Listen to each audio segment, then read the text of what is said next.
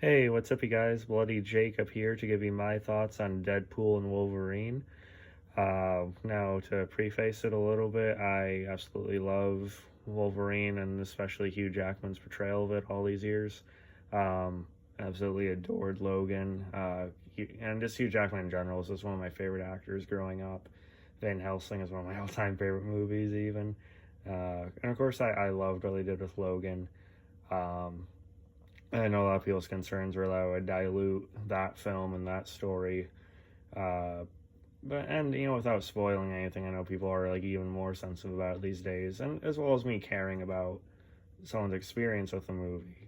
I'll just say that they touch on it in a very very specific way that I almost didn't care for, but as it went, and there's another kind of tie-in I'll just say to that side of things that I think sort of warmed it a bit, and they still very, very much paid respect to what that character journey meant, and sort of the effects and what represented for any iteration of Wolverine or Logan or James Howlett.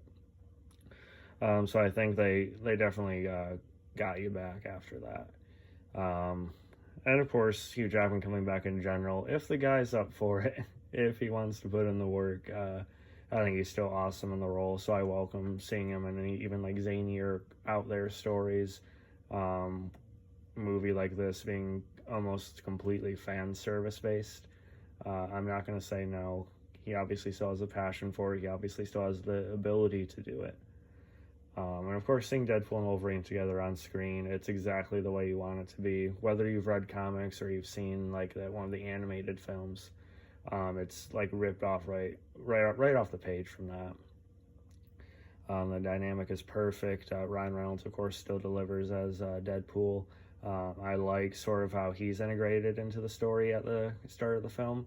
There's kind of more elaborate detail to the reasoning of the plot than I expected, which of course is still you got to accept it and take it on the chin. Of course, it's not going to be like the most this makes sense or that makes sense because of this. It has its rules I think kind of connect well enough together, but it's a movie about, again, that fan service side and just being in the mood to enjoy what it brings in its very unique, very big way. A movie like this is also hard to talk about without going into more direct spoilers and specifics. So I'll hold off on that, but I'll just say there's a lot of rewards if you've been watching these movies as long as I have, or as long as anyone has. But most of them have been spoiled by now. Even major media outlets have spoiled it. But it feels very unique. It feels very fresh with everything they do in the movie. It's not just a cameo fest. It has its own worth aside from that. And the cameos they're a little bit more unique than they have been in a while. And, they matter to the plot. It's not like a blink and you miss it thing every time. It's the characters that do show up, they actually do affect the story in the movie. So I think that's a great element of it as well if you're going to do that sort of thing.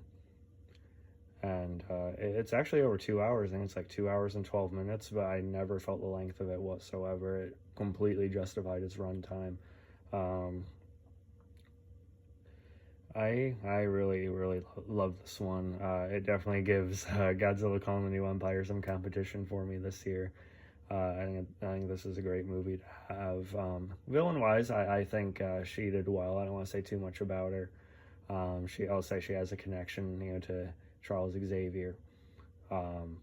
I've seen some people ragging on her, but I didn't think she was too bad. The name's, of course, escaping me in terms of the actress at the moment, but yeah, it's definitely worth the while. I definitely recommend going out and seeing this.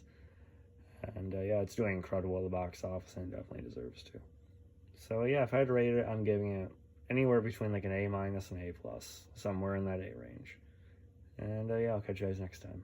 Follow me on TikTok, of course, Instagram, and Twitter.